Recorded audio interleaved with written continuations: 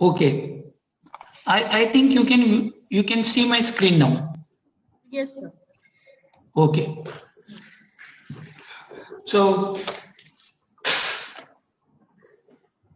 I'm thankful to everyone. So with this, I will start my presentation, and the topic for my presentation is forensic engineering of thermally deteriorated concrete using drilling resistant test. So the whatever the work I am presenting here, this is what my part of PhD work. So can you hear me properly? Voice is okay, no problem. Yes, sir. Yes. No problem. Oh, okay. Thank you. I will not switch on my video because there may be a problem with bandwidth again. So I will switch off my video and I will start my presentation. Is it okay? Yes. Okay. Okay. Thank you. So let me begin with my institute introduction where I am working. So my institute name is CSIR CBRI, that is Central Building Research Institute, which is a basically R&D institute, but we do offer some courses for the integrated dual degree programs and PhD. So our area of R&Ds are mainly into higher research, structural engineering, geotechnical, architecture and planning, efficiency of building, acoustic and instrumentation and mechanical system, environmental science and technology of clay products, organic building materials, plastic, polymers and composites. So basically what we do here, we do the work in the materials, we do work in fire research, we have one structural engineering division, we have geotechnical, we have architecture planning, where I'm working. So this is related architecture planning and efficiency building. This is related to energy efficiency building.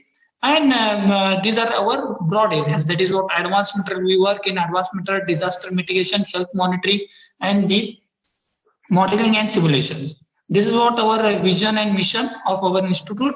Our mission is to carry out R&Ds in various areas of building and housing to assist the building industry in solving problems of planning, designing, found at ions, materials, construction, including disaster mitigation in all kinds of buildings.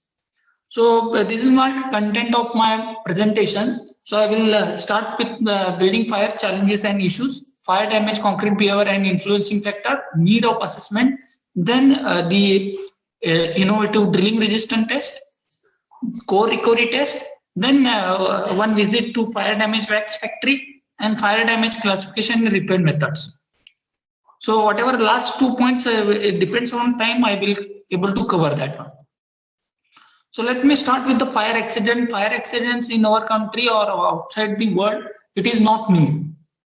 Day to day time, we can hear the fire accidents. So there are some photographs which are showing the intensity of the fire, and such examples which are from the complexes, educational buildings, or maybe hospitals, or towers, tall towers, or maybe warehouses.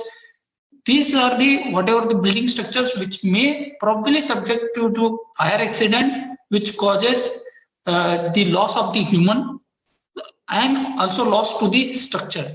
Ultimately, the result of this is the damage in the structure. So the damage in the structure is more. So for this, we need to do the assessment.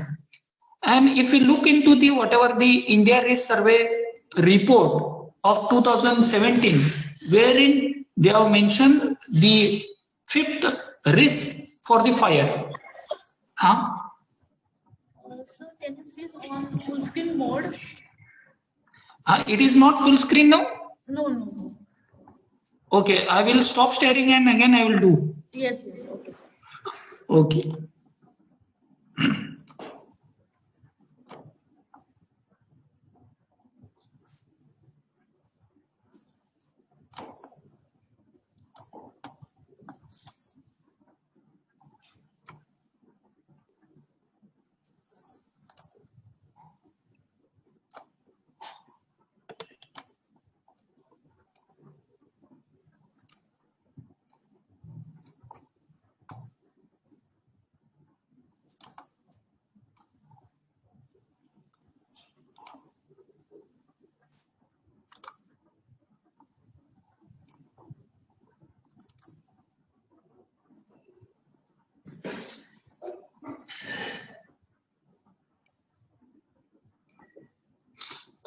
Is it fine, madam? Yes, sir. Now you can check. Yes, yes, yes. Okay. Okay. So India's risk survey report 2007 mentions that fire is the fifth risk after the maybe terrorism or the corruption. So after the natural disaster, fire is the fifth risk. And as per the National Crime Records Bureau, NCRB, 2018, they reports that there are 35 Indians died of the fire accident every day. So fire accidents is not new, and because of that one, the major loss is human loss is the major one, and after that one, the loss in the structure, whatever the building structure. And out of that one, if you look into the cause-wise analysis of fire accident, 42.1% of the deaths were due to the fire accident in only residential buildings. So we have to look into the fire accident. We have to do the safety precautions so that we can avoid the fire accidents. Also we need to look into the structure after the fire accidents. What about the structures? Whether we can repair that structure? If so, then what are the preliminary studies that we need to carry out? So these are the challenges and issues are there in front of us. So if we look into the there are different fires, depends on the whatever the fire load which is there inside the building. So but majorly the fire, there are three types of fires. The fire may occur in the tunnels. The fire may occur because of the whatever the inflammable liquids such as petrols, diesel. These are the fires which are called as a hydrocarbon. And then the whatever the cellulose type of fire, that is what in the building because of maybe any reason, maybe short circuit or any accident, fire accident, because of that one, whatever our furniture, curtains that get burns. So that kind of fire is called as a cellulose fire. So if you look into this furnace temperature or the temperature versus time, you can see there are three different curves here based on the where the fire occurs. The initial whatever within maybe within 1 or 2 minutes, if in case of the building that is the cellulose fire, then within 1 or 2 minutes the temperature may rise to 500 degrees centigrade. But whereas in case of hydrocarbon, where your inflammable liquid is there within 2 or 3 minutes your temperature may goes to 800 or more than 800 degrees centigrade. In case of the tunnels where some vehicles are there, in that case anything, the fire kind of accidents took place, then their temperature goes above that one. That means these are the fire temperature curves, shows that the different fires has different nature. So we need to address this fire curves, that means the fires. And ultimately after the fire, post-fire behavior is deterioration in the concrete due to the chemical changes or physical phenomena within the material. Also there is a lose in the strength characteristics. But this whatever the deterioration is there, that maybe depends on several factors. The physical changes in concrete, because in India generally we are going with reinforced concrete structures. So all these structures are either steel structures or maybe RCC or maybe composite. We don't construct in India, we don't construct timber kind of construction. So ultimately concrete is the major material and cement is the most consuming material which is on the earth, and which is in India also we are consuming cement more. So in that case concrete structure which is if it is subjected to the fire, then in that case there are physical changes which take place.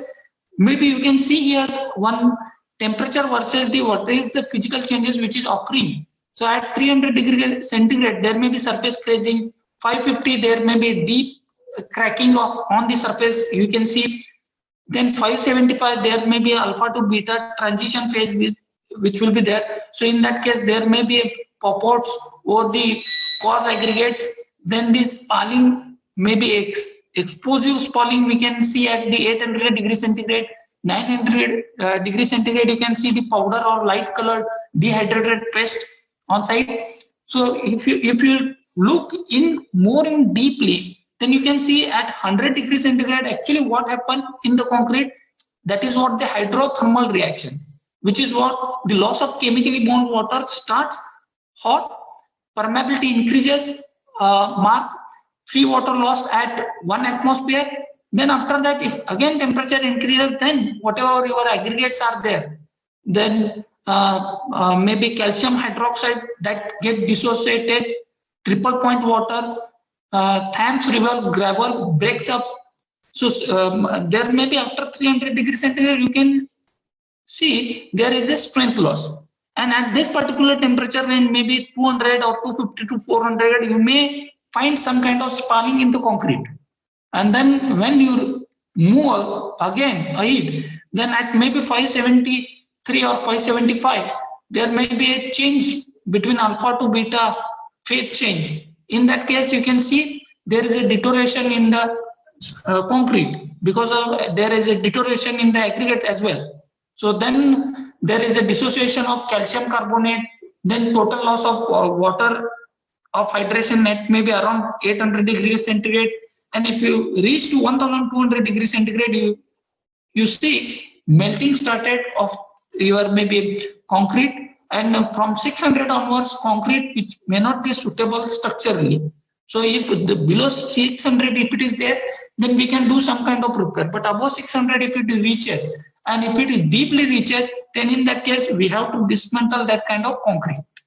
So you can see here from 200 to 1200 degrees centigrade, you can see the surface changes, cracking on the surface with respect to different temperature. So you can see also the another physical phenomena which is taking place on the concrete is the color change. As you can see at the 220 degrees centigrade, you can see gray kind of concrete. But as the temperature increases, if the concrete exposed to the temperature, you can see there is a change in the color. You can see here figure where you can find at maybe 900 degrees centigrade, you can see a buff kind of color, maybe red, dark red kind of color you can see here. That means at every stage of the temperature change in the color which you may see.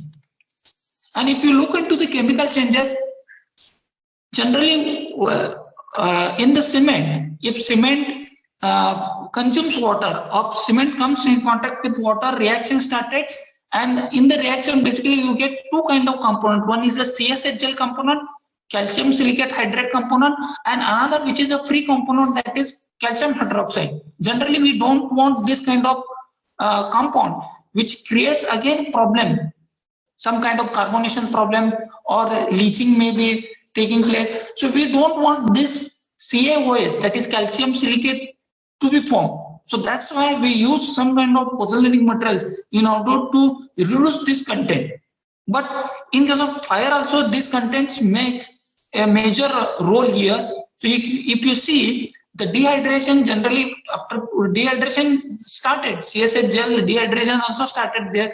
A release of free water will be the whatever the free water which is maybe in the capillary form or maybe in the gel form, that may get released. Then 200 to 400 degrees centigrade mini hydration may occur in the specimen with unhydrated cement.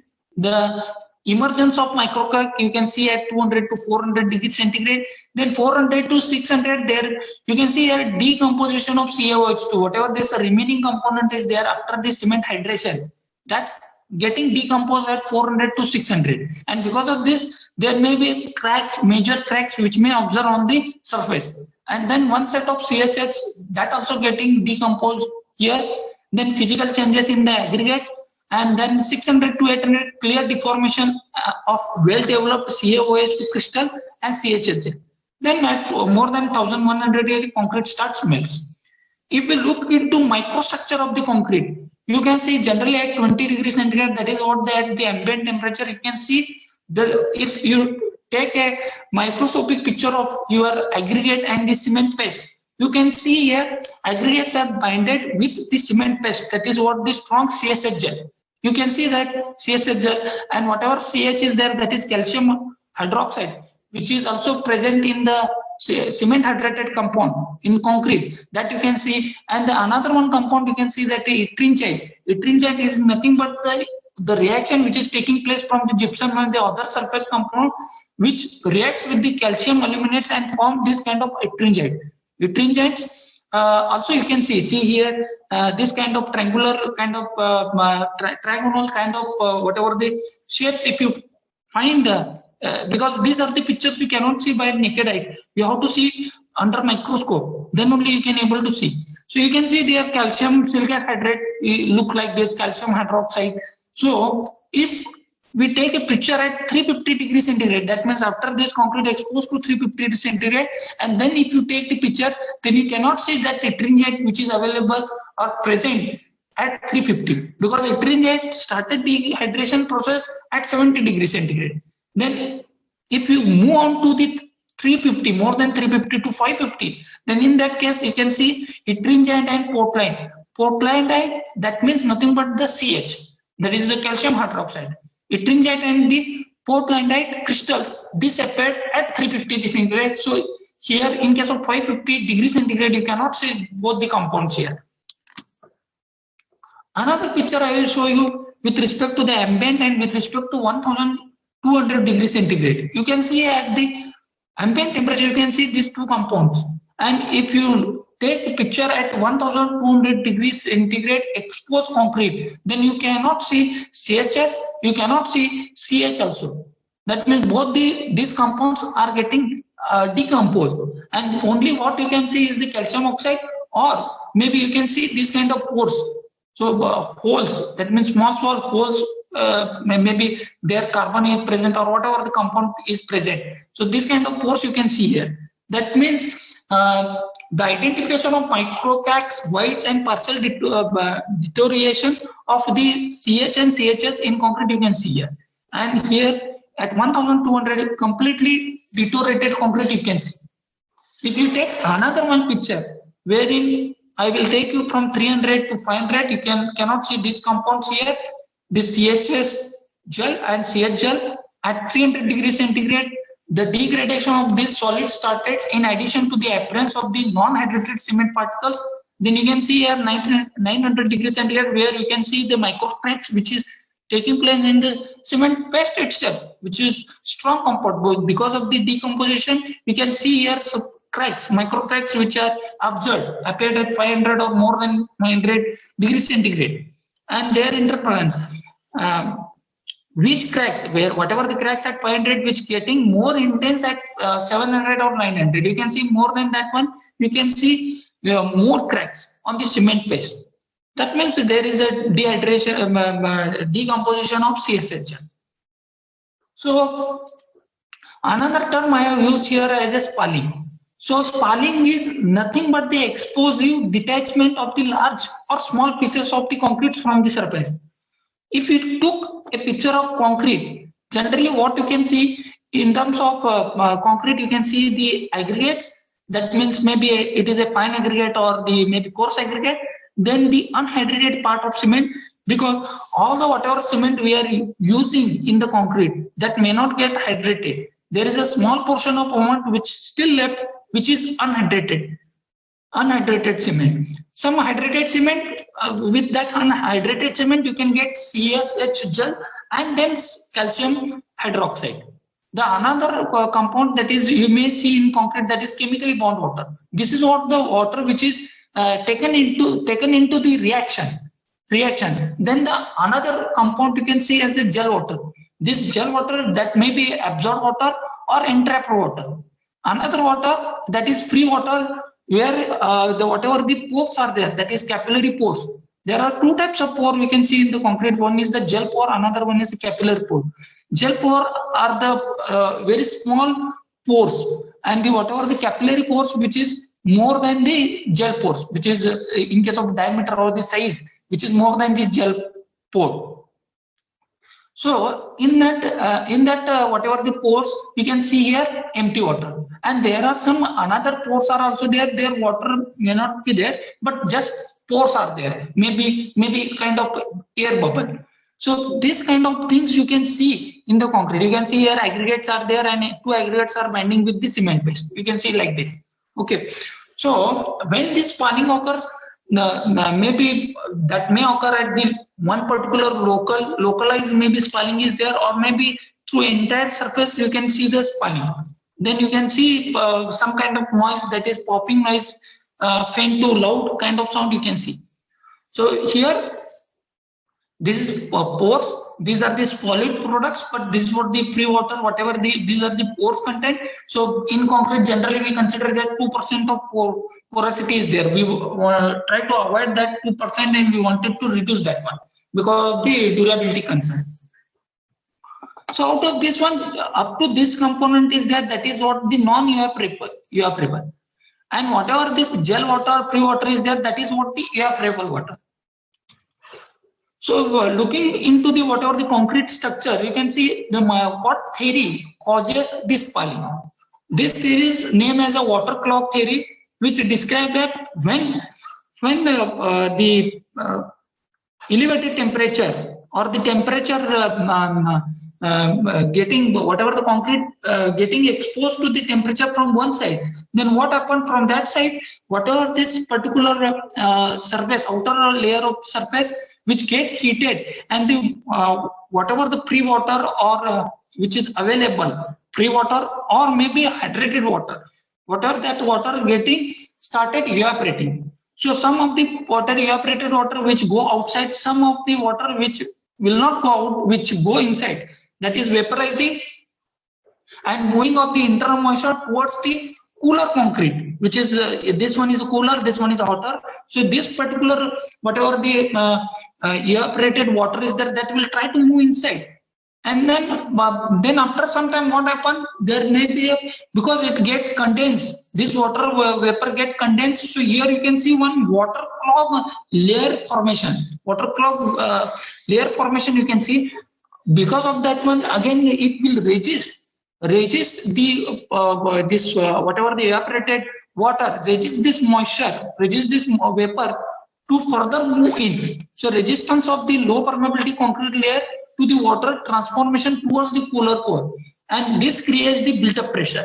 You can see here there is a little pressure is there because the whatever the water getting evaporated, that is coming out a little bit, it is going to the cooler surface. But as the temperature increases, you can see the built-up pressure, because here water cloud formation is there, this water vapor which is not going to the cooler side, and here the pressure develops. You see here the temperature increases and pressure development you can see. And if this pressure, if it is reaches to the peak point, then you can see the spalling.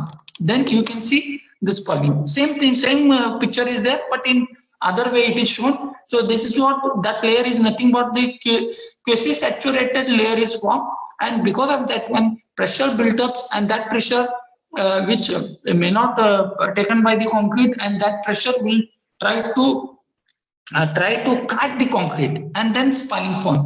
Even if you see this, whatever the landslide or the glaciers which is occur, there also the phenomena is same. Because of the rain, what happen inside in the whatever the loose strata is there in the hills, where the water pressure increases, and because of the water pressure, landslide occurs. Same phenomena here you can see, but this is because of the whatever the water vapor formation is there. You can see same thing. So the whatever the tensile strength, up to whatever the tensile strength of the concrete is there, tolerable, that up to that point of time spalling may not happen. But when that point goes behind, then in that case spalling occurs. In that case spalling occurs. And as we know, concrete is strong in compressive strength but very weak in tensile. So because of this one, you can see the spalling. So there are different types of this spalling. One is aggregate, another is explosive, surface spalling, corner or slogging of this spalling. That depends on the maybe time of occurrence of the fire. Maybe initial, you can see initial spalling, that is maybe within 7 to 30 minutes, and the corner spalling you can see 30 to 90 minutes. Then the surface spalling 7 to 30, again explosive 30. But that the sound of this different spalling is different, and the influence, the main influencing parameters are also different. This aggregates, that is superficial, but this corner and surface spallings are serious, and if the explosive spalling take place, then it is a more serious kind of issue. You can see here one picture wherein it is shown the spalling. You can see this is what the example of the explosive spalling, wherein you can see this cylinder exposed to the elevated temperature. Because of the explosive spalling, you can see this broken pieces. So mentioning this, there are different factors which may influence the deterioration. As we understood that because of the temperature, there is a deterioration which may take place in the concrete. But there are different factors which affects the deterioration. So if we categorize into two, that is, one is the environmental factor, another is a material factor. The environmental factor, which is deals with the temperature level, that whatever the temperature built up rate is there, or the temperature exposed to, based on that one deterioration take place. Suppose if it is exposed to 600, there may be a little deterioration. If it is exposed to 800, there may be more deterioration. Built up rate, if the fire, if it is a rapid fire is there, then there may not be that much deterioration. If the fire which is occurring at the slow rate, that means if the whatever the time temperature, if you plot, then in that case, if it is 2 degrees centigrade per minute, if that much slow rate, if it is a fire is taking place, then deterioration is more.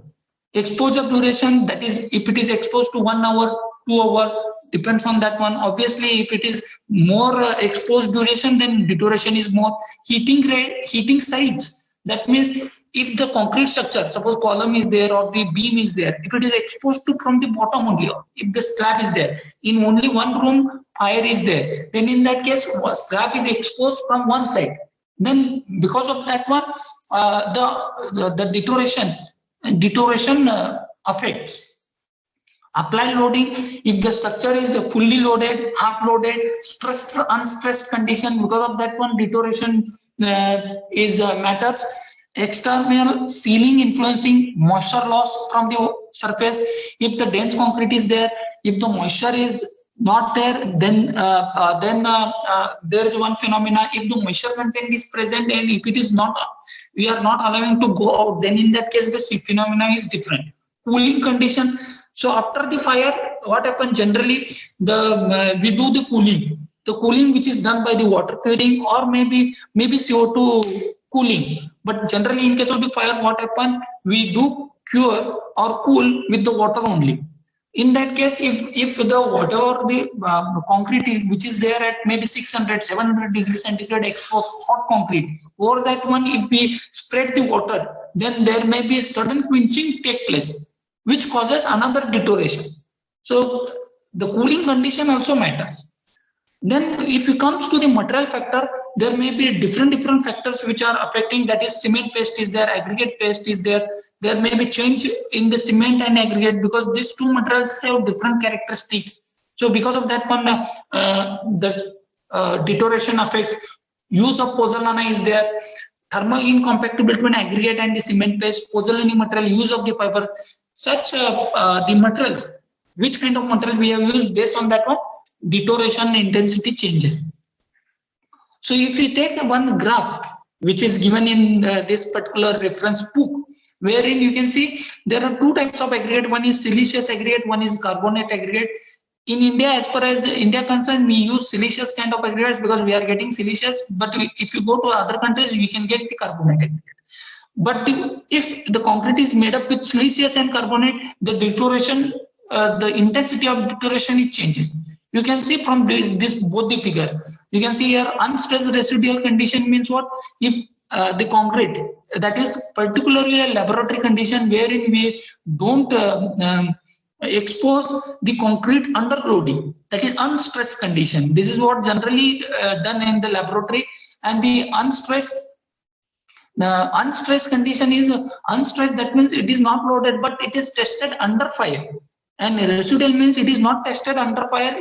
After the fire occurs, after it is exposed, then we have to cool down and then we have tested. So this is what this unstressed residual condition. This is unstressed, which is underloaded, which is not underloaded, but at this testing is done under fire. And this is what the loaded condition, where on site this exactly the on site the structure is stressed one, and if the fire catches, then obviously deterioration is little bit less as compared to unstressed residual. But generally for the research purpose we go with this one, because what here deterioration we get the deterioration more, that means for in order to prepare the codes, so safe load carrying capacity, in that case we can adopt this kind of unstressed residual condition, and we can correlate with the stress condition. So another graph you can see here with respect to the lightweight aggregate. If the lightweight aggregates are there, then in that case your deterioration is not that much as compared to your carbonate and siliceous aggregate.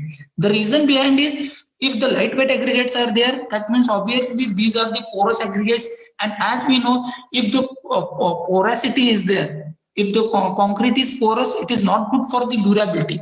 But if the porous is there, then there whatever the moisture which may take place, that moisture movement will be there. Then there may not be a pressure built up inside the concrete. Then there you cannot see such kind of cracking or maybe explosive falling. So if you look into the furnace bricks, these are the generally lightweight bricks which are more porous. Or if you consider that AAC, autoclaved aerated concrete blocks, that also porous, which are fire resistant.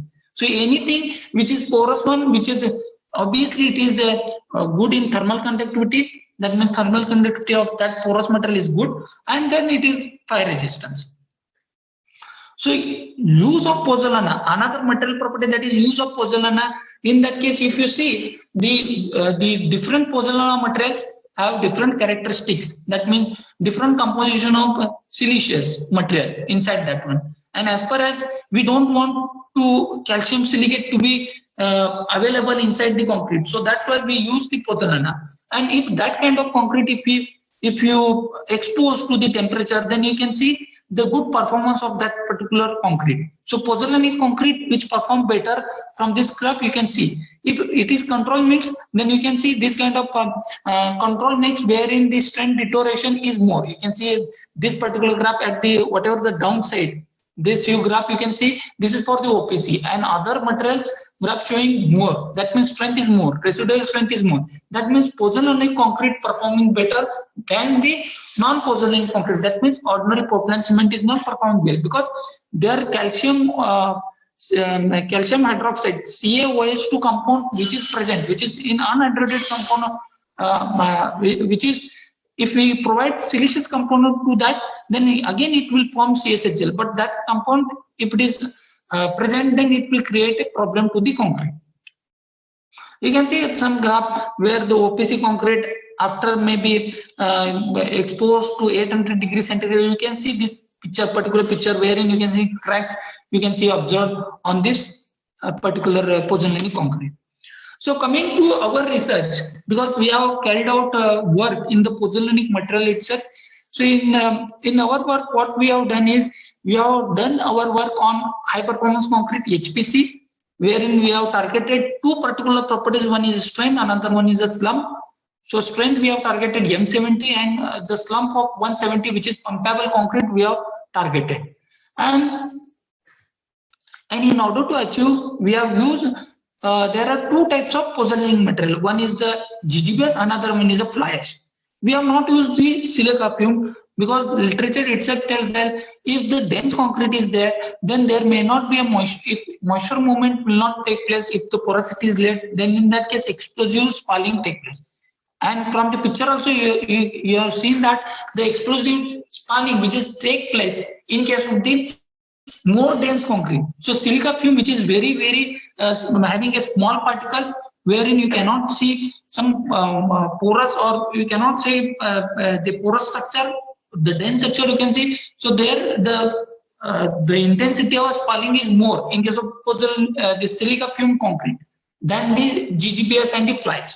So we have used GGBS and fly ash, and in order to achieve this M70 grade concrete, we have used 30% of the GGBS and fly ash.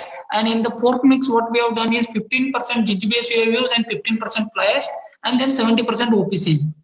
This table, which is shows the mix design for in order to achieve M70 with 170 mm slope. In order to achieve 170 mm, we have used the superplasticizer. You can see here the proportions, design mix proportions. So then after preparation of these specimens, we have taken these specimens and exposed to 100 to 800 degrees centigrade with 100 degrees centigrade interval, and exposed to 1 to 3 hours of retention period. That means after achieving the desired temperature. Suppose 600 is the desired temperature. After achieving 600, we have kept this specimen inside the furnace for 1 hour or 2 hours or 3 hours. Then after that, we have taken that, we have allowed to cool down inside the furnace so that the sudden quenching should not take place. Then after that one, we have taken outside, and then we have measured the physical properties and the mechanical properties. We have done the non-destructive testing on. You can see here some of the pictures during the casting, and after the casting, the specimens are placed in the curing tank. Then we have taken out for the drying purpose. So you can see here the muffle furnace picture also and time temperature curve. Then after that one, we have started the physical observations, and whatever the literature is there, similar kind of observations also we have formed. So you can see here, so for the OPC, you can see up to 200 degrees centigrade, we cannot see any kind of changes on the surface, but more than 200, that is 300, you can see that pink kind of color you can see on this concrete surface. At 400 degrees centigrade, you can see brown, and then 600 red, then above 700 you can see the warp color. And if you look into the whatever the visible cracks, then in that case you can see for 100 to 200, 100 to 500 degrees centigrade, you cannot see some visible cracks, cannot see spalling, but more than one you can see some visible cracks, and as the temperature increases you can see more. So this is for the 1 to 2 hours retention part, but in case of the 500 you can see the visible cracks for 3 hours of retention period, and also you can see the spalling. And as the temperature increases, you can see more intense visible surface cracking, also more intensive spalling you can observe there. And then we have measured the whatever the crack width is there, that also we have measured by using the microscope. This is what the data which is showing for 1 hour, 2 hour, 3 hour exposure duration. What is that crack width we have measured? So obviously from this particular table you can see that OPC concrete which is having more crack width than the other concretes. See here 0.2, here it is 0.34, or here it is 0.3, 0.4.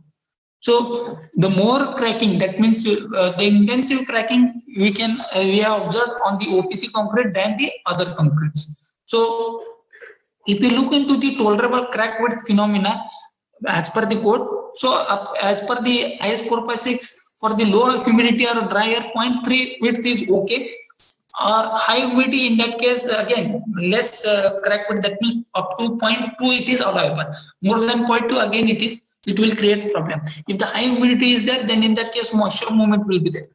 So for that purpose the crack width is less here.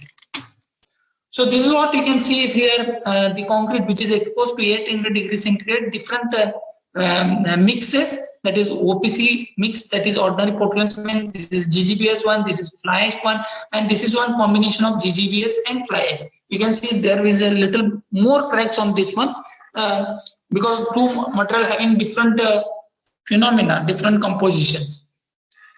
Also if you see the OPC concrete with respect to 1 hour, 2 hour, 3 hour, as the exposure duration increases, you can see the crack intensity is also getting increased.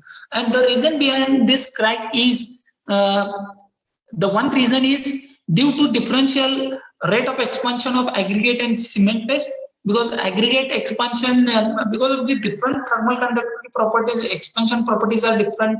So if and concrete is a not homogeneous, heterogeneous material, so there is a difference in the expansion properties of this particular material. Every material has different expansion properties, different thermal conductivity. The another reason is rehydration of dissociated CaOH2 is the another criteria, another deteriorating reaction in the cement paste which contributing the cracking. Then after that, what we have done is we have measured the porosity. We have measured the whole porosity of the concrete, and we can see here at 27 degrees centigrade we can see more less than 2% of porosity, and as it is exposed to 800 you can see more than 16% of porosity you can see. But obviously you can see OPC concrete which is showing more porosity than the other concretes, than the pozzolani concrete. So this is what the porosity we have determined by using the buoyancy concept. So this is what the formula we have used, and this is what the setup. which is made in order to find out the porosity. So porosity, which gives indirect. So if you take the sample and if you find out the porosity, then obviously you get an idea that at what temperature it may expose to. So this is what porosity, it is generally attributed because of the departure of the bond water and the microcracking generated by the differential expansion between paste and aggregate, and also decomposition of CSHL and calcium hydroxide CH. So this whatever the transformation which creates the additional white space in the heated concrete. So then coming to the mechanical properties, this is what the graph which is showing the strength characteristic. That is what the residual strength characteristic. This is what compressive strength ratios. That means the whatever the strength which we have observed at 200 centigrade, which is in terms of ratio. That means the ratio is taken from the concrete at exposed temperature, strength at exposed temperature divided by strength at the ambient temperature. So if you see this particular graph, you can see maybe if you see 300, 400 degrees centigrade, you may see that strength is increasing than the ambient temperature. Here ambient it is 1, and here it is some concrete are touching 2. That means 20% increase in the strength, or maybe 10% or 5%. That is the increase you can see at the 300, 350 at 1 hour particular. This interesting phenomenon, which is because of the van der Waals force theory. That means it is due to the increase in the surface port between the gel particles due to the removal of moisture content and hardening of the cement paste caused by the drying and further hydration of the unhydrated cementitious material, which fills the pores, result to pozzolanic reaction to form denser and closer structure. So if you see this in case of the whatever your pozzolanic concrete is there you can see more gain in the strength than the OPC concrete. That means one phenomenon is there, unhydrated cement which is getting hydrated because after the whatever the heat treatment, whatever the water is there, that again which makes unhydrated cement to get reacted and to form CSHL or to fill the pores. Because of that one, you can see the increase in the strength. So if you take to the new, that means 2 hours exposure and 3 hours, you can see strength is obviously getting reduced, and intensity gradient is not going behind, because as the exposure duration increases, the strength reactions are more for higher durations. So another the mechanical properties that we have determined as the splitting tensile strength. This we have done on the cubes itself, and you can see here you cannot see the increase in the phenomena you can see at the 100, but we cannot see furthermore because of the microcracking, because we know concrete is weak in the tensile strength, and because of that microcracking which is created, because of that one it will not able to take any tensile load. So failure and tension is often governed by the microcracking when a concrete exposed to the elevated temperature. So you can see here at 1 hour exposure temperature and 3 hour strength is getting deteriorated. So as I mentioned, the tensile strength is more sensitive to cracks. That's why the strength deterioration is more, and the reduction in the splitting tensile strength to decomposition of hydration products and thermal incompatibility between aggregate and the cement paste. So after that, what we have done is that we have done the statistical analysis by using the ANOVA, that is analysis of variance. And in that we have considered the 2 factors, which is temperature and the retention period. And in that temperature which is exposed to 8 various temperature, 8 temperature, that means 27, and 100 to 800, total 9 exposure temperatures. Retention period are total 3. And degree of freedom is nothing but whatever the number of factors, number of variables are there, -1, which gives the degree of factor. So if you look into the sum of square and the percentage of contribution, you can see out of these 2 parameters, temperature and the retention period, the percentage contribution is more in case of the temperature. That means on a compressive strain, which parameter is more affecting, that is nothing but the temperature than the retention period. If concrete is exposed to temperature, deterioration is more. That means You can see here temperature is the influencing parameter, temperature is the dominating parameter in the strength reduction. If we look into the splitting tensile strength, then in that case temperature, furthermore here it is 88% it is showing, but 97% the dominating factor is nothing but the temperature, and the retention period has only 2% of dominance over the strength reduction in case of splitting tensile strength. That means temperature is the major parameter which governs the deterioration of the concrete. So based on that one, another signal and noise graph we have plotted, and wherein we have considered the larger is the better performance. We have considered this signal to noise ratio, which is given in terms of decibel. So you can see here for the particular OPC, if you see, then at maybe 300, after 300 degrees centigrade strength deterioration, you can see up to 300 there may not be any change. That means here this graph is in terms of, but the relevance of this graph is nothing but after 300 there is a deterioration fall is there. With respect to retention period, deterioration is there. But in case of the whatever your pozzolan material is there at 300, 400, it is performing little better than the 27 degrees centigrade. Then thereafter, after no doubt, after when 400, more than 400 centigrade temperature exposed, then there is a deterioration, dissociation. So obviously strength is getting decreased. So this is same for the splitting tensile strength. In case of splitting, you cannot see some increase in the strength because it is influenced by the cracking, micro cracking. So this is what the another graph, which is combination of whole temperature, retention period, and type of mix, which also gives the information that after 300 degrees centigrade, you may find deterioration in the concrete. And if you take the type of mix, then in that case, means of signal and noise ratio for HPC, H1 mix is nothing but the O mix, which having a lesser value than the other pozzolanic concrete. That means this concrete is not performing well, but other type of concrete where pozzolanic material is there, that are performing well. So this is for the compressive type. Similarly, you can see for the tensile strength. Similar observation you can see here. So after this, what we have done is we have, based on the multi-regression analysis, we have developed the equations, and here there are two equations we have proposed.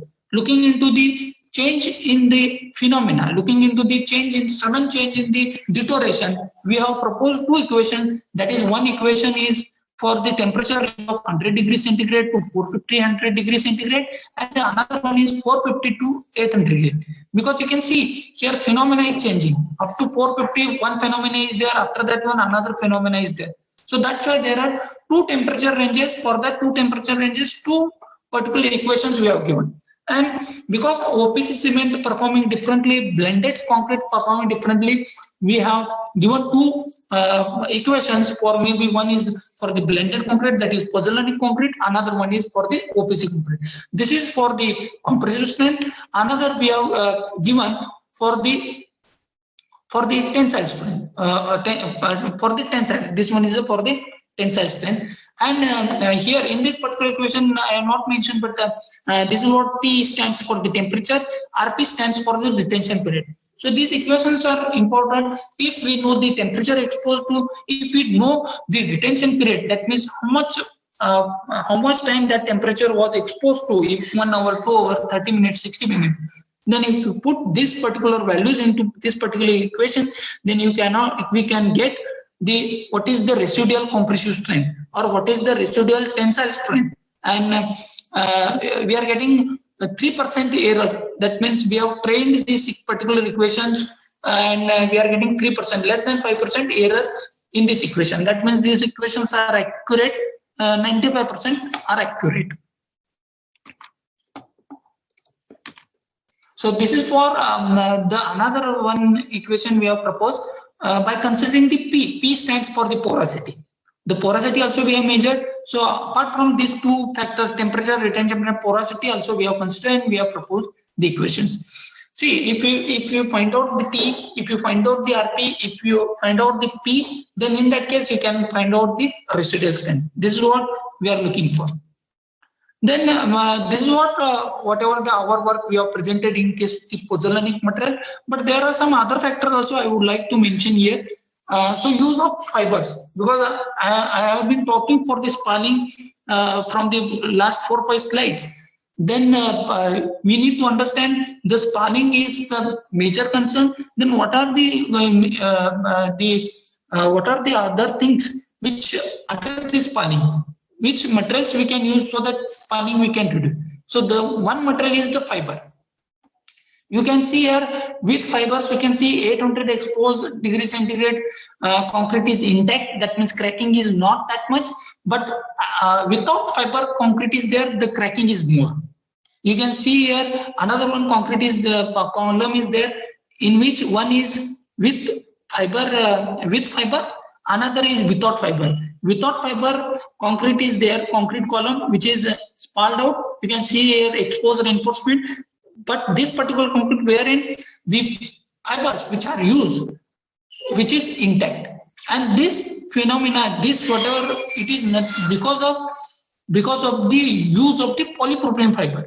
You can see here polypropylene fibers. You can, if you take the microscopic picture, you can see here polypropylene fibers look like this. And then if it is exposed to elevated temperature, then in that case what happens? So these polypropylene fibers getting melted at 150 degrees centigrade, then which will give passage to escape the moisture from the concrete.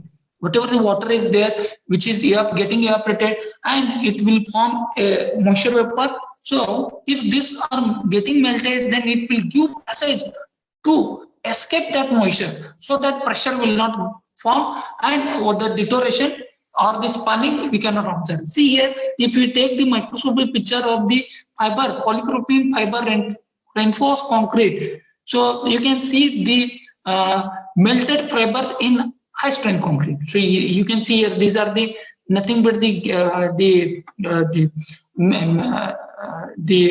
trace of the melted fiber, which are giving the passage to escape the moisture. So another one concept is there, the effect of the confinement. In case of the paint, you can see here the spalling. You can see the spalling here. But if this particular concrete, if it is confined with the some kind of mesh, that means jali. You can see that confined jali mesh is called fiber reinforced ferrocement. For that purpose, whatever the jalis we use. Same jalis, if it is confined with that kind of jalis, then you can see there is no spalling. No spalling.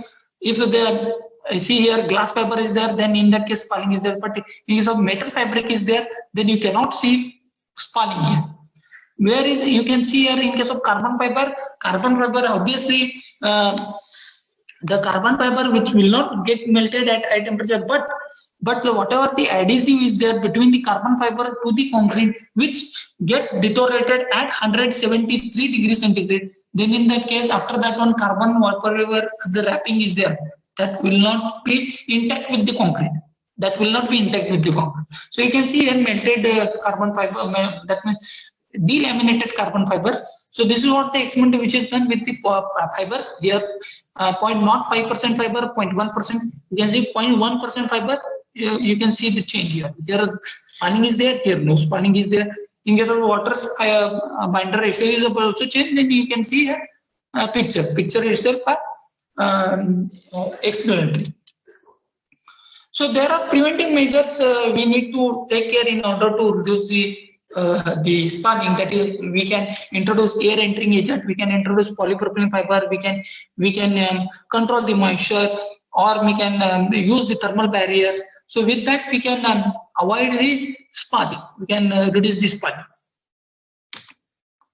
So this is what I have explained, the deterioration phenomena with respect to the type of material, which is causing the deterioration, and how to prevent that one.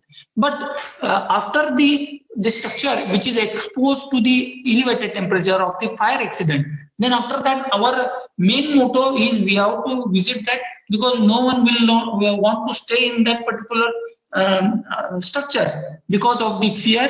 So our main civil engineer's prime concern is whether that structure is safe or not. We have to investigate that one. So where their forensic investigation comes into picture, and we have to look into that structure and we have to give the solution. So it is not like that all the fire exposed structures which we need to dismantle, which we need to demolish, but also we have to do the forensic investigation and also we have to give the repair strategy. So cost effective solution is the engineer's prime concern. So engineers are not for the giving costly solutions. Whatever the cost effective solutions are there, simplified solution, that is what the engineer's role is. So for that purpose, the detailed investigation is very much important. So before carrying out any repair, we need to find out the extent of damage to concrete and the reinforcement, and we need to find out the residual strength. Then only we can able to find out the scope and the kind of repair work we wanted to do. If we don't have these values, if we don't know what is the residual strength which is there, then how we can give the repair strategy? So for that purpose, the assessment which is generally done by the two methods, two combinations in combination or separately. The one method which is damaged concrete, which we can directly go and assess the qualities.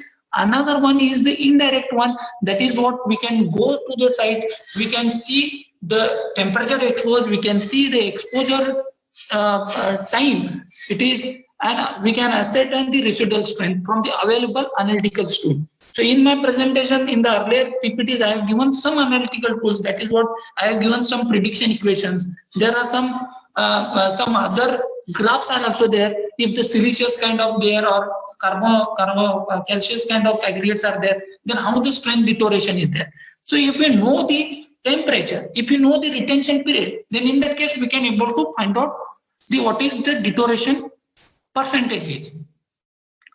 So there are various assessment techniques are there.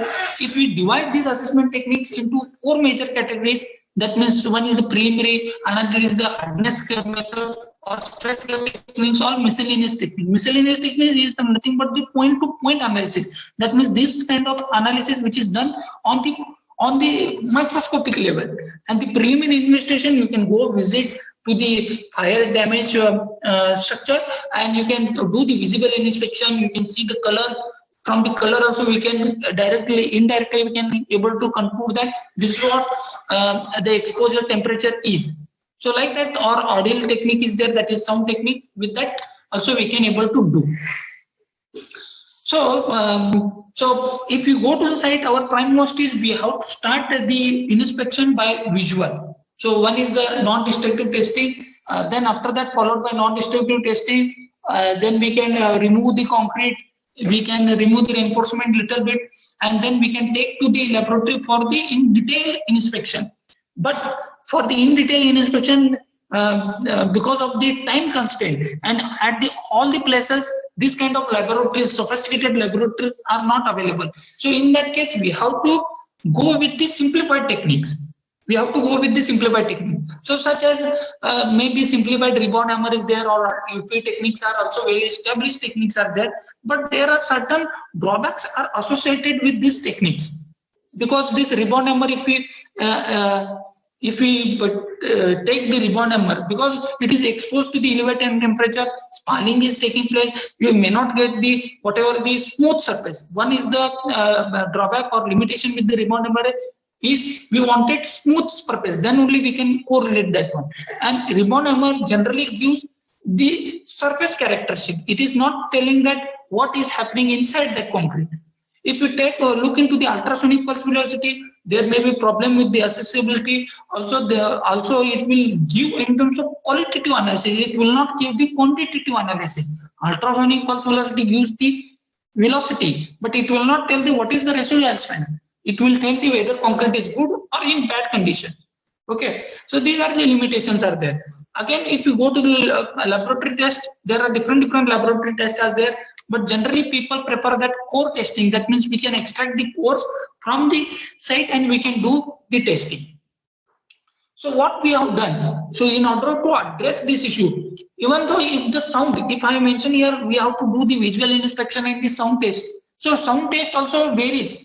So generally what they do, if we wanted to find out whether concrete is hollow or whether it is deteriorated, or what we can do, we can just take a hammer and we can just hammer, or we can just make an impact over that one, and we can just hear that sound. If the ring sound, ring of sound and the dull third, if this ring is there or dull third is there, then in that case we can make a difference that this is what hollow concrete is there, this is what a good concrete is there. So in order to avoid that uncertainty, what we have done is we have again developed one impact sound test which will able to detect the hollowness of the concrete. So in that case, what we have done is we have taken the fire exposed specimens, we have taken one steel ball, and this particular block we have dropped from 1 meter height. So we have kept this specimen, known temperature exposed specimen, and we have taken this particular steel ball of 16.3 gram, and then we have dropped from 1 meter height. Then after that, with the help of this particular sound measuring instrument as a dosimeter, we have measured the sounds. So interesting results we have observed that I will show you. So this is what the results. So after dropping that steel block from the 1 meter height, we can see this kind of sound ranges we have observed. See, this is what 22 decibel. 22, it is a normalized decibel. That means if at the room temperature, if ultimately if 60 decibel sound is, I am able to hear 60. After the 60, dropping the ball, I may get 22. That means I may get 82 decibel sound. That means I have normalized whatever that room decibel sound measurement is there, that I have neglected, and more than that, whatever is there, that I have shown here. So you can see here, as the temperature increases, sound levels intensity increases, and the main reason is because of the deterioration in the concrete, there is a hollowness, porosity increases. As I have mentioned that in case of the room temperature, we can see less than 2% porosity, but at the 800 degrees centigrade, you can see 16 to 18% of the porosity. That means porosity increases, 20% porous concrete is there. Obviously, sound level is different. So with this graph, I can say that 3 distinct identifications I can make. One is the concrete which is more than 600 degrees centigrade. One is the concrete which is maybe 300 to 500 centigrade, and one is the concrete which is up to 200 centigrade. So this kind of study, which also gives us an idea that whatever the concrete is there, which is exposed to at what temperature. If you know exposed temperature, then we can able to do that analysis. There is another phenomena is also there that I can share you in the later stage. So also, as I mentioned, the color change. The color change also what happened after the fire accident, what happened because of the whatever the materials which gets burned, and because of that one we cannot able to get the proper color. Then in that case, we have to go with some sophisticated tools so that we can able to capture this image and we can find out which color it is. So in our laboratory, we have attempted this kind of study, and as we are aware that whatever color is there, it is nothing but it is a red, green, blue only. Then at what intensity is mixing together, which making the different color. But basically 3 colors, RGB. In the color space index, we mention RGB. So this is what RGB system. Another system, color space system is there, that is HIS, that is hue, intensity and saturation. So whichever is the color is there, this is what the mixing of the 3 colors. Okay, see here, this is what red, RGB is there, in between whatever the colors are there, these are the different colors are there. Okay, black, that means if it is, and it is denoted with 0 to 255 scale. Okay, 0 to 255, 0 may be black and 255 may be white. So I'm not sure about the value. But what we have done in the laboratory, I want to share with you that we have taken these fire exposed specimens and we have kept in the dark room, and we have taken one small camera. And with the help of camera, we have taken the images. As we know, if I have taken the images during the daytime, whatever the day factor, daylight intensity factor is increasing, changing. So if I take at 12 o'clock, if I take at 4 o'clock, this makes the variation, change in my reading. So that's why I have taken in the dark room, wherein I have switched on the flash of this camera, and with same intensity, with whatever the flashlight intensity is, with that intensity I have captured a 24-bit image. And then after that one, I have taken these images to the some softwares in order to find out the RGB values. That is how much it is red, how much green, how much blue. And some Gonzalez he has proposed, if we know these RGB values, with respect to RGB values, we can able to find out this HIS, that is hue, intensity, and saturation. So what we have done is we have find out the RGB values by using that particular software. If you take any image and if you go to software, you can see that what is that R value, what is the G value, what is that blue value. Okay, then we have find out this hue, intensity, and saturation, and we can see here the numerical value H and I have little variation, which because of this temperature there is a variation in the whatever the color indexes. But if you take this intensity and hue, which are not giving much information, but the whatever the saturation, which is giving a little bit good information. So with this, we can, if this is what the difference is, then we can able to make a point that this much is the intensity, and this is what concrete is exposed to. So then we have measured the surface porosity also. So surface porosity, it is sophisticated tool is MIP, mercury interstitial porosimetry. With that instrumented sophisticated instrument, which is of costing more than 40-50 lakh rupees. So with that we can able to measure. But what we have done in the laboratory in order to do the simplification, we have taken the surfaces, fire damage surfaces, we have done the blackened that one, and then BaSO4, which is a crystal white powder, which we have filled over that one, and then we have taken the image like this.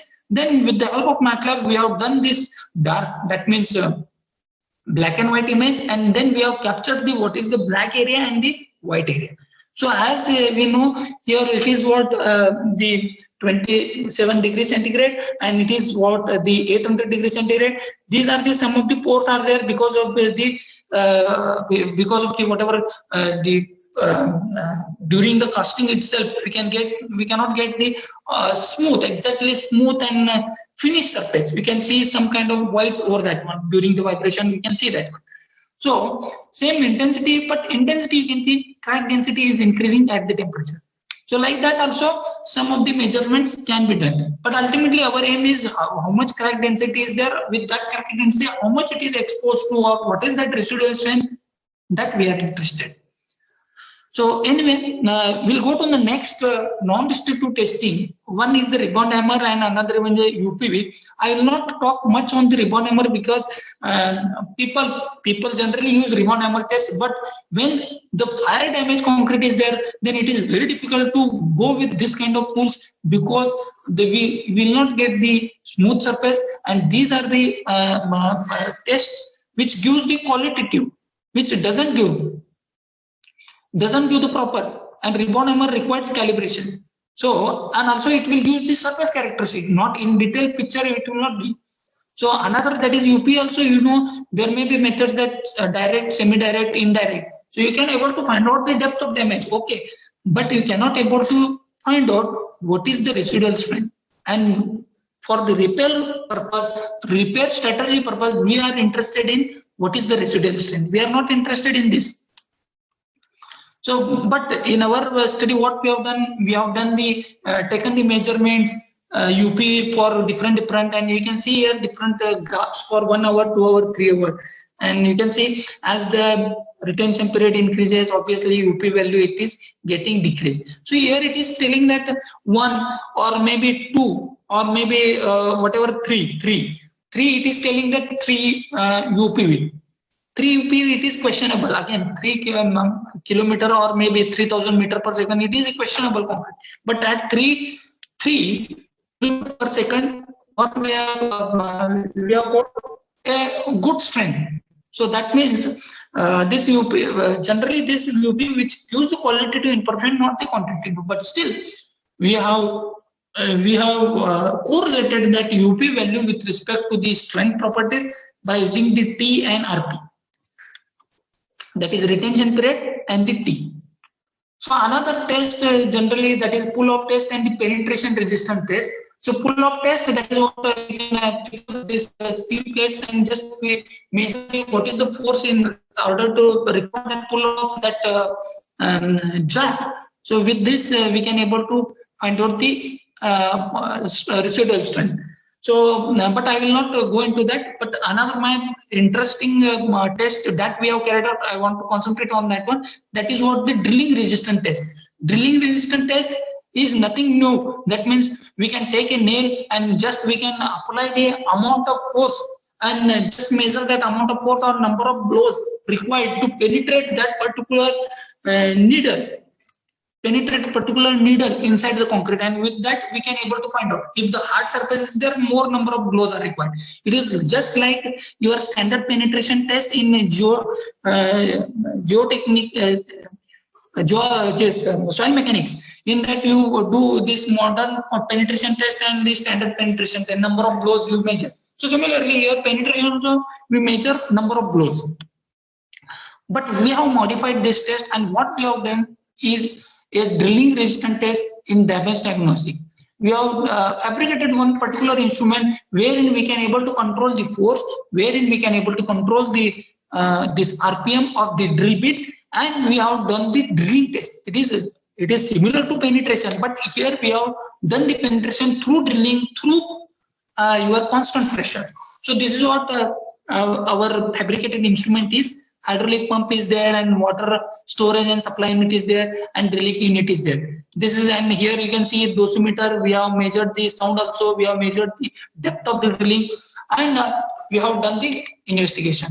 So since the drilling method affect the drilling time and the sound produced, an attempt we have made to standardize this, because see drilling penetration and the penetration, it is depends. Because if I apply the more force, then more maybe drilling may be there. So in order to do the standardization, what we have done, we have kept the constant rotation speed of 300 RPM. In order to do this also, we have done a lot of trials, and then we arrived that 300 is okay, because we have to take a specimens from 100 degree to 800 degree centigrade. That means we have to look that 800 degree centigrade also we should get some reading, and at 100 degree centigrade also we should get some reading. So for that purpose we have done the trials, and we have kept 300 RPM as the drilling rotation, and we have applied some thrust around. That means pressure we have applied at 14 kg per centimeter square for building materials and 18 kg for centimeter square for the concrete specimen. So this is what we have done, and we have taken the 8 mm drill diameter. Again, here also we have done some trial, why we have chosen 8 mm, why not 10 mm. So again, it depends on the, we have to cover that range. For that purpose, we have done like that. So in order to address the drilling, what we have done, we have taken, first is the homogeneous material we have taken. Some of the homogeneous materials like wax, brick, cement mortar, teak wood, granite, stone, these are the considered as a homogeneous. And just we have measured the penetration depth. That means in order to time with respect to drilling time, how much penetration is there. We have measured that penetration with this particular dial gauge. And with respect to drilling time, we have measured the penetration. So here you can see for the different material having different drilling times or the drilling depth. So if we take the harder material, that is a granite stone, you can see here. So we have took 120 seconds, but we could not able to achieve, or we just achieve 5 mm of drilling inside that one. Whereas the more soft material is wax material, we have taken 100. Within 100, we could able to achieve 45 mm of penetration. That means this test is working. If it is, we are getting different readings. That means test is fine. We can perform on that one. But again, what we have done, we have taken the cement concrete cubes, and then we have done with different strength, because we are not doing on single strength. We want this truss to be universal. So in that case, we have taken different concretes which having different concrete strength, and we have done the testing. We could able to get, these are the difference in the readings. Then what we have done, we have taken our specimens which are exposed to the elevated temperature 100 to 800 degrees centigrade, and we have noted the drilling times at every 5 mm penetration depth. And then we have done the plotting of that one. For every 5 mm penetration, what is the time required, that we have determined. So, and this is what the concrete, which is exposed to 27 to 800 degrees centigrade. You can see here 20 and 100 degrees centigrade. Two lines are there, which is nearer to one, and then 100 to maybe 300 another line, and then 500 to or 600 to maybe this another.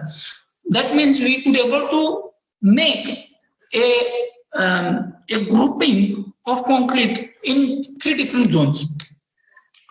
So another thing we have done is here, during the drilling process, we know drilling makes a noise. If the harder material is there, then more noise will be there. If the loose material is there, then maybe less. So what we have done is we have measured the sound levels of this particular, while testing we have done the sound leveling measurement, and A weighted equivalent sound level measurements we have done. So we could able to this. If the material is getting exposed, soft material is there, obviously drilling sound is not much. So we are getting less here, and here initial phase we are getting more one because it is a harder one. So with this also we can able to get that 600 more, that one we can able to get a clear distinct zone, so that we can tell that this is what it is exposed to. Then after capturing all this experimental investigation data, what we have done is we have proposed a nomograph which gives an idea of what is the compressive strength, residual compressive strength. So if we know the temperature, if we know the drilling time ratio that we have done here, if we take a scale and if we put a scale on this particular temperature and drilling time, then we can correlate that what is the residual compressive strength. So this is what the outcome of our the drilling resistance test that we have carried out. So if we take that instrument is, again we are doing some more sophisticated thing, handy tools also we are doing, so that we can able to correlate with maybe the current measurement or the watt measurement, and then we can find out some other parameters and we can do more testing that we are now doing. And also our aim is wanted to make a handy tool so that we can able to take that handy tool on site and then we can able to find out the measurements. So that is what our aim is. Then the third part of my presentation, that is what the core recovery test. I have covered one part is the pozzolanic thing, another part is the drilling thing, and third part is the core thing. So time is not more. So just I will quickly go through this core recovery here. What we have done is we have extracted the cores from the plain concrete, and we have extracted from the plain concrete, and we have extracted, this is what the after extracting we can see the color change. See, cores also gives an idea at what depth the damage occurs. See here we have taken for 2 hours exposure. So this is what 200 up to 1 range is there. There not much change in the color, but you can see as the temperature increases, you can see the change in the color. Here you can here we cannot identify by our visualize, because it is exposed from all these sides. If it is exposed from the one side, then you can see you can figure out that from one side you can see the color change, and then on other side color change is not there. But our specimens are 100 mm fused specimens and it is exposed from all the sides. So that's why we could not able to measure the depth. We cannot able to figure out what is the depth of damage. Otherwise, with the color change also we can able to find out the depth of damage. If the depth of damage, if you know, then we can take out that much depth of concrete and then we can do with other things. So this is what we have taken that specimens and then we have tested capping, whatever things we have done, and the standard cubes to the core of the flume we have done that testing. Obviously, if you extract the cores will not give the more results as the standard condition results, laboratory results. So obviously these results are lower than that one. So another one we have done for the RCC, because for that we have done the RCC beams, and then we have exposed to the furnace, and then we have extracted the cores in between the reinforcement. And because here our intention was how it is different than the plain concrete to the reinforcement, because here in case of reinforced concrete the expansion of the reinforcement and aggregate it is different. Then in that case two things will have different perspective. So this is what the result for that one, and based on that one, we have again given a proposed one equation. With this equation, we can able to find out if the core strength is this much, then we can able to find out what is that exactly residual. See what happened core in that case also, if the 1:1 core is there, then there is a correction factor is there. But this correction factor on code, you cannot see that this extraction of the cores which is done from the fire damage, because see, that is done on the normal concrete. But in where if the concrete is exposed to elevated temperature, then in that case there is a change which is taking place in the concrete. Then in that case, if we are operating with the core, that means if we are taking the machine there and if we are extracting the core, obviously will not get good quality cores also. And there is a point that we need to find out what is that relation at elevated temperature. Correct. So for that purpose, this study is much more important. In that consent, we have done this study. Well, we have this IS code for the normal strength, normal temperature concrete, but we don't have at the elevated temperature. So this is what the results are, and then based on that one, we have done the we have find out the results. See here, interesting thing, plain concrete, which is giving more results than the reinforced concrete. Our thinking is because reinforced concrete should give more, but the difference in the behavior to uneven expansion and contraction between steel and concrete when subject to elevated temperature. Because of this phenomena, we can see the difference in the concrete strength. So this particular whatever our study is there, that is very much important in case of find out unconfined concrete to the confined, what is that ratio is there, and whatever our contradicting belief is there, that is what confined concrete which improves the strength, but it is not so. In case of reinforced, it is not so if we extracting the cores, because there is a thermal expansion between the steel and the concrete which is different, then there is a deterioration. Chances of deterioration is more as compared to the plain concrete. So this is what the conclusion we can distinct by this non-destructive testing. We can distinct up to 300 one group, 300 to 600 another group, behind 600 another group, and some statistical equations also are helpful in order to find out the residual strength. And then we can find out the whatever the changes. Then high performance concrete with pozzolanic blends has performed better than the at elevated temperature as compared to unblended concrete. So addition of the pozzolanic blend always good. So in case of the fire endurance properties also, it is very good. So here we have proposed one drilling resistance test which gives the indirect measurement as penetration time and sound levels recording. Drilling can be a pointer of the extent of the deterioration and measure residual strength as demonstrated by the present investigation. So this is what conclusion says. So this is what I have covered my presentation. If time permits, then I can go to the next one. Can I stop here? I think the time is over. Yes, sir. You can continue for 5 minutes. Yes, ma'am. I will quickly go through the other slides. I will not go in detail. I have covered here drilling resistance test, core test, but there are some other tests which are done at the laboratories, such as one is the TL test is there, where what we can do is we can take the samples, we can drill that one, we can collect that sample, and then we can test that sample. We can do TG analysis, that is thermogravity analysis, that we can do, and if we can get some idea that if we do, that means that in that particular TGA test with respect to temperature, we can get the loss of fluid. So if the already deteriorated concrete is there, then we cannot get that much loss in case of the undamaged ambient temperature concrete. So that also we can able to find out here. Then the petrographic examination, you can see, collect the sample, then you can take that sample to the microscope, and then you can find out what is that change is there, crack pattern you can see, and then we can differentiate, we can find out. So some MIP is there, mercury, ultrasound, porosimetry, that is what which gives 800 degrees centigrade porosity is more, 220 degree it is not the more, and here it is with respect to the diameter. See here, particularly porosity is more. That means here small diameter pores are more. So obviously porosity is more in case of the higher temperatures than the lower temperatures. So impact echo.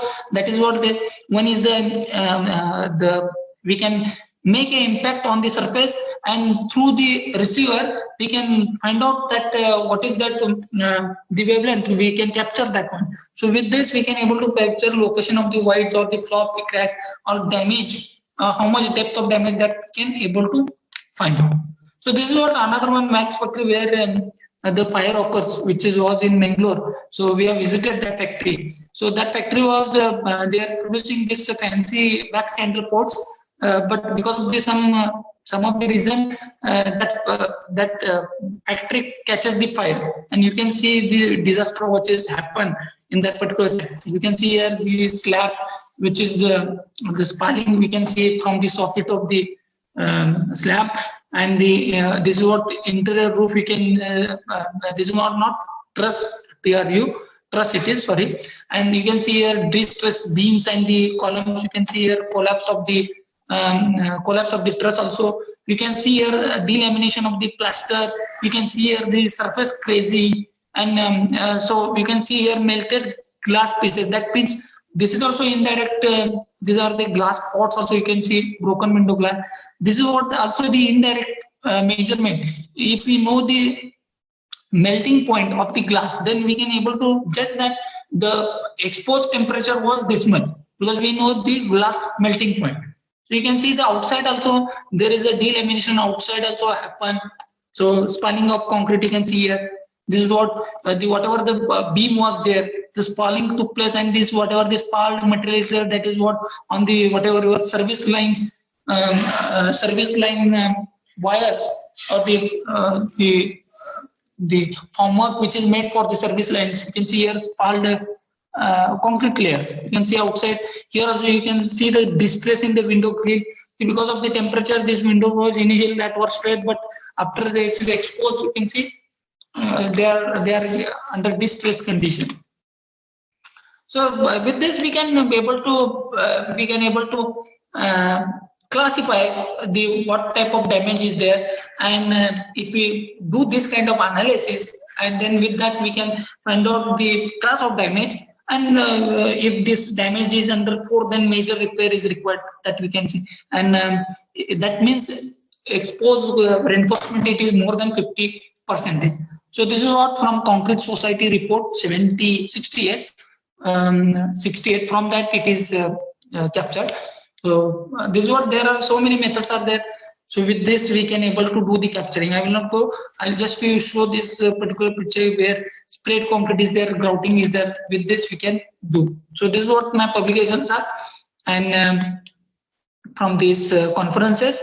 So thank you very much for giving me this opportunity to share my work with you in this particular AICTE workshop. So I'm very much thankful for to the organizers, particularly Prashant ji, and also the management of this Yeshwantrao Bhosle Polytechnic principal for giving me this opportunity. Thank you. If you have any questions, then you can ask me. I'm ready to answer. I will happy to answer. Participants can ask the question.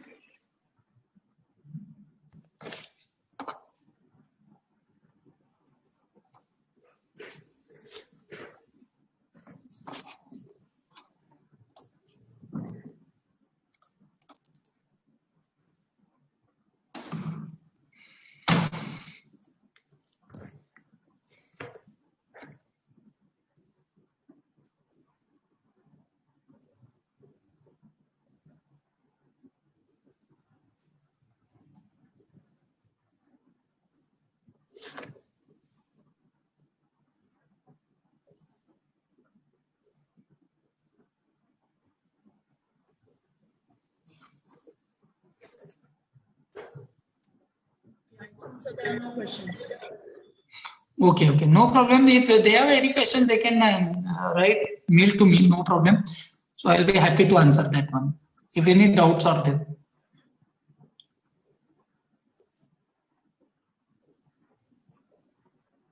Anything is there in chat box? Nothing, I think. No, sir. No, sir. No. No questions.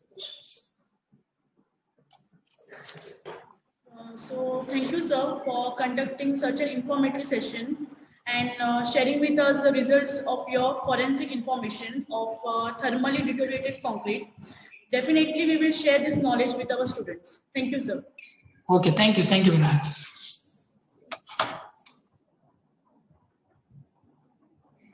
Okay, then I will disconnect. Okay, thank you. Yes, sir. Thank you. Thank you.